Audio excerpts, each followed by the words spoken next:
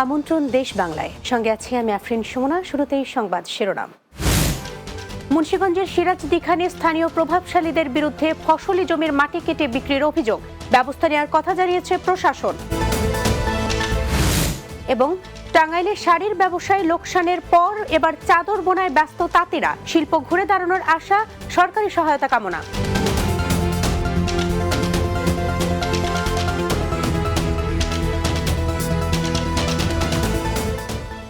শুনছিলেন শিরোনাম, এবার বিস্তারিত। মুন্সিগঞ্জের সিরাজদিখান উপজেলায় ফসলি জমি থেকে মাটি কেটে বিক্রি করছে স্থানীয় কিছু প্রভাবশালী। তাদের বিরুদ্ধে মুখ খুললে ও বাধা দিতে গেলে নির্যাতনের শিকার, মিথ্যা মামলা, হামলা সহ হুমকি দেয়া হয় বলে অভিযোগ করেছেন কৃষকরা। এদিকে প্রশাসন বলছে মাটি খেকোদের বিরুদ্ধে অভিযান চলমান রয়েছে। মুন্সিগঞ্জের মাওয়া প্রতিনিধি মোহাম্মদ মুস্তফার প্রতিবেদন, জানাচ্ছেন অর্ণব নাসির। মুন্সিগঞ্জ জেলার সিরাজদিখান উপজেলায় প্রভাব খাটিয়ে ৩ ফসলি জমির মাটি কেটে বিক্রি করছে ইটভাটায়। আবার একই জমিতে ড্রেজার বসিয়ে বালু উত্তোলন করে বিক্রি করা হয়। ৩ ফসলি জমি এখন নদীতে পরিণত হয়েছে। এতে কমে গেছে ৩ ফসলি জমি, নিঃস্ব হয়েছে বহু কৃষক, নষ্ট হচ্ছে কোটি কোটি টাকার সরকারি পাকা সড়ক। প্রতিনিয়ত দুর্ঘটনার শিকার হচ্ছেন স্থানীয়রা। স্কুল, কলেজ, মাদ্রাসার শিক্ষক শিক্ষার্থীদের চলাচলে ব্যাঘাত ঘটছে, আর বালুতে অসুস্থ হয়ে পড়ছে শিশুসহ বৃদ্ধরা। বিভিন্ন জায়গায় বিক্রি করে আমাদের কৃষকদেরকে সর্বশান্ত করে দিচ্ছে। মাটি কাটার কারণে তো প্রাকৃতিক ভারসাম্য যেমন নষ্ট হচ্ছে, ঠিক তেমনি আমাদের শিক্ষার্থীদের মারাত্মক পড়াশোনায় ব্যাহত হচ্ছে। চলাচলে রাস্তাঘাটে খুবই অসুবিধা হচ্ছে। আমরা চাই আমাদের এই ফসলি জমিগুলা যাতে সুরক্ষা থাকে। অবৈধ মাটি কাটার বিরুদ্ধে আইনগত ব্যবস্থা নেওয়ার জন্য অভিযান অব্যাহত রয়েছে বলে জানান প্রশাসন। মাটি কাটার বিষয়ে মোবাইল কোর্ট নিয়মিতভাবে পরিচালনা করা হচ্ছে। আমি আসার পর অলরেডি 3টা মোবাইল কোর্ট পরিচালনা করেছি। ভ্যাকু অচল করে দেওয়া হয়েছে, 2টি ভ্যাকু, এবং মানুষকে সচেতন করা হচ্ছে মাটি কাটার ব্যাপারে। Desk report, Bangla TV. গাজীপুরের টঙ্গীর বিভিন্ন এলাকায় লিফলেট বিতরণ করেন মহানগর বিএনপি। বুধবার দিনব্যাপী লিফলেট বিতরণকালে আয়োজিত পথসভায় আয়োজন করে গাজীপুর মহানগর বিএনপি। এ সময় গাজীপুর মহানগর বিএনপির যুগ্ম আহ্বায়ক রাকিব উদ্দিন সরকার পাপ্পু, মহানগর যুবদলের আহ্বায়ক সাজেদুল ইসলাম সহ ছাত্রদল, যুবদল, স্বেচ্ছাসেবক দল, কৃষক দল সহ অঙ্গ সংগঠনের নেতাকর্মী উপস্থিত ছিলেন। গাজীপুরের কালীগঞ্জে শহীদ দিবস ও আন্তর্জাতিক মাতৃভাষা দিবস উদযাপনের লক্ষ্যে প্রস্তুতিমূলক সভা অনুষ্ঠিত হয়েছে। বুধবার বিকেলে স্থানীয় প্রশাসনের আয়োজনে উপজেলা পরিষদ সম্মেলন কক্ষে সভা অনুষ্ঠিত হয়। অনুষ্ঠানে সভাপতিত্ব করেন উপজেলা নির্বাহী অফিসার তনিমা আফরাদ। এতে বক্তব্য রাখেন উপজেলা সহকারী কমিশনার ভূমি নুরি তাসনিম উর্মি, মাধ্যমিক শিক্ষা কর্মকর্তা নূর ই জান্নাত সহ অন্যরা। টাঙ্গাইল শাড়ির ব্যবসায় লোকসান গোনার পর এবার জেলার বিভিন্ন এলাকার তাঁতিরা শুরু করেছেন চাদর বোনা। অবিকল যেন কাশ্মীরি চাদর, কোনো কোনো ক্ষেত্রে গুণগত মানে কাশ্মীরি চাদরের থেকেও ভালো। গত কয়েক বছর যাবৎ চাদর বুনে তাঁতিরা আবার ঘুরে দাঁড়ানোর চেষ্টা করে। সরকারি সহযোগিতা পেলে টাঙ্গাইল থেকেই উৎপাদন করা সম্ভব বিশ্বমানের চাদর। বাসাইল ও সখীপুর প্রতিনিধি মোহাম্মদ রুবেল মিয়ার প্রতিবেদন, জানাচ্ছেন সুরাইয়া সীমা। টাঙ্গাইলের বাসাইল উপজেলার বাথুলি সাদিতে তৈরি হচ্ছে বিশ্বমানের কাশ্মীরি চাদর। একসময় তারা টাঙ্গাইল শাড়ি বুনতেন। লোকসানের কারণে তারা শাড়ি বাদ দিয়ে এখন প্রায় সারা বছরই চাদর বুনছেন। তবে ভারতীয় চাদরের দৌরাত্মে তারা অসহায় হয়ে পড়ছে। এলাকায় প্রায় 800 তাঁত ছিল, এখন তা কমে দাঁড়িয়েছে 200-তে। চাদর আমদানি বন্ধ করে আমাদের চাদরটা একটু গুরুত্ব দেয়, তাহলে আমরা আমাদের বাংলাদেশের চাহিদা মিটিয়ে ভালো রেটে বিক্রি করতে পারবো। এবং মেশিন চালাই, এখন ওইটা চালাই আমাদের সংসার চালাতে হয়, অনেক কষ্ট হয়। আমরা যে কাজ করি বর্তমানে আমাদের এই সংসার চলে না। দেশীয় এই ক্ষুদ্র শিল্পটি বাঁচাতে ভারত ও চীন থেকে চাদর আমদানি বন্ধের পাশাপাশি সুতার দাম কমানো সহ সরকারি সুবিধা বাড়ানোর দাবি মালিক পক্ষের। ইন্ডিয়া থেকে, চায়না থেকে মাল আনার কারণে আমরা ওইভাবে মূল্য পাচ্ছি না। সরকার যদি ইন্ডিয়া থেকে এবং চায়না থেকে যদি মালগুলো রপ্তানি না করে এবং এই মালগুলো বাইরে যদি রপ্তানি সরকার করে, তাহলে আমাদের এই তাঁত শিল্প কত বাঁচার একটা সম্ভাবনা থাকে। টাঙ্গাইলের বাসাইল উপজেলার উৎপাদিত চাদর চলে যাচ্ছে দেশের বিভিন্ন অঞ্চলে। কিছু কিছু চাদর মধ্যপ্রাচ্য সহ বিভিন্ন দেশেও রপ্তানি হচ্ছে। সরকারের পৃষ্ঠপোষকতা পেলে এ এলাকার উৎপাদিত চাদর হতে পারে একটি রপ্তানিযোগ্য পণ্য, এমনটাই মনে করছেন সংশ্লিষ্টরা। Desk report, Bangla TV.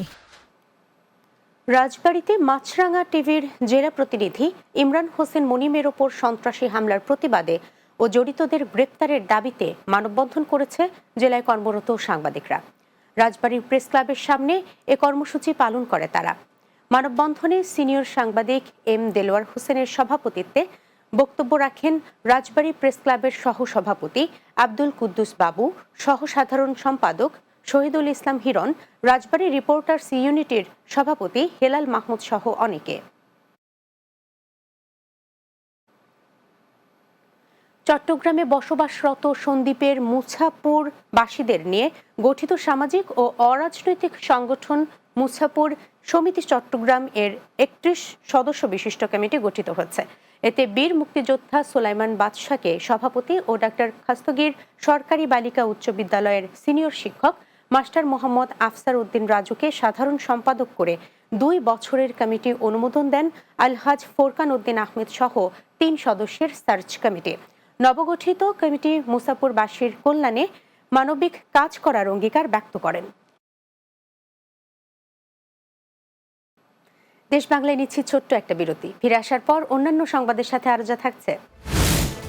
নারায়ণগঞ্জের সোনারগাঁওয়ে দোকানপাট সহ 5 শতাধিক অবৈধ স্থাপনা উচ্ছেদ, অভিযান অব্যাহত রাখার ঘোষণা।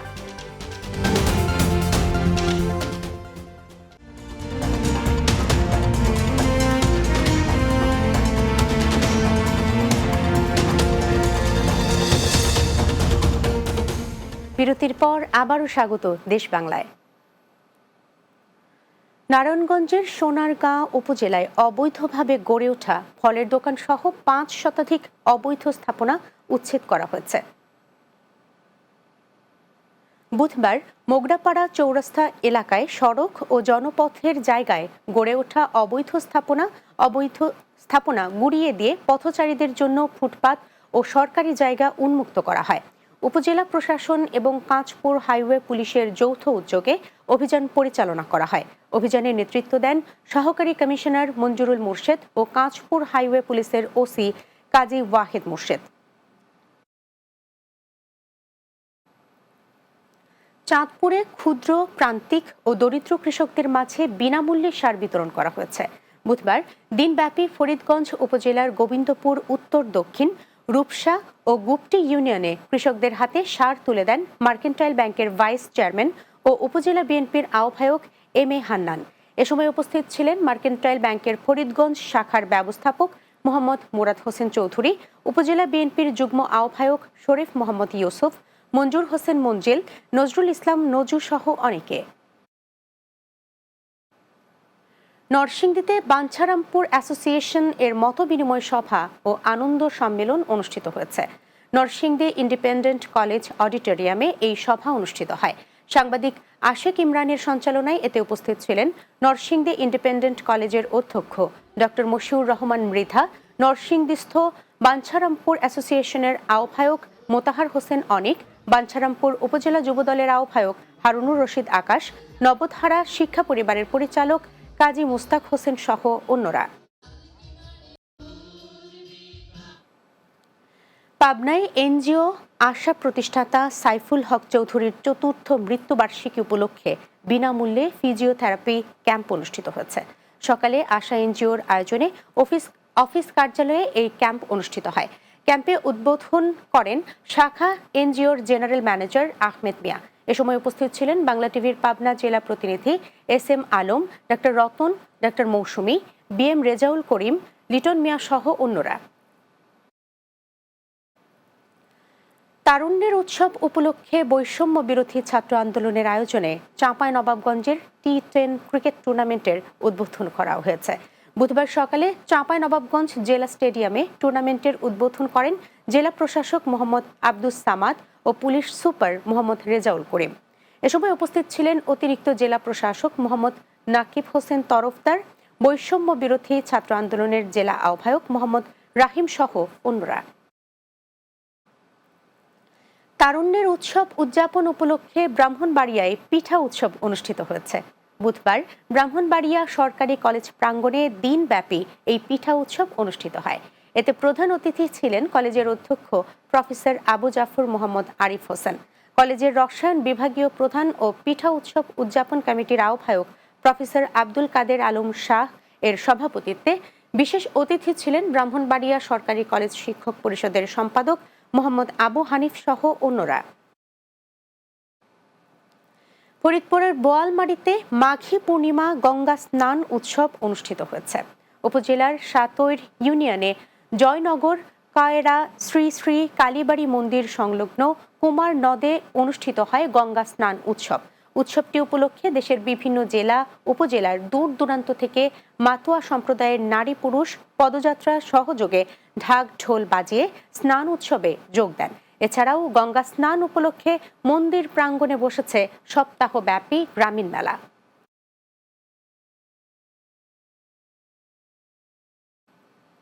শেষ করছি দেশ বাংলা, যাবার আগে শিরোনামগুলো জানিয়ে দিচ্ছি আরো একবার। মুন্সিগঞ্জের সিরাজদি খানে স্থানীয় প্রভাবশালীদের বিরুদ্ধে ফসলি জমির মাটি কেটে বিক্রির অভিযোগ, ব্যবস্থা নেওয়ার কথা জানিয়েছে প্রশাসন। টাঙ্গাইলে শাড়ির ব্যবসায় লোকসানের পর এবার চাদর বোনায় ব্যস্ত তাঁতিরা, শিল্প ঘুরে দাঁড়ানোর আশা, সরকারি সহায়তা কামনা। এবং নারায়ণগঞ্জের সোনারগাঁওয়ে দোকানপাট সহ 5 শতাধিক অবৈধ স্থাপনা উচ্ছেদ, অভিযান অব্যাহত রাখার ঘোষণা।